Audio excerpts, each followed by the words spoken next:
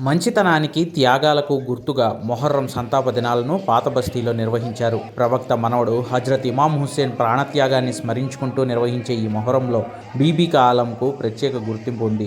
ఎన్నో వందల ఏళ్లుగా వస్తున్న సాంప్రదాయాన్ని కొనసాగిస్తూ ఆలంను ఏనుగు అంబారీపై ఊరేగించారు.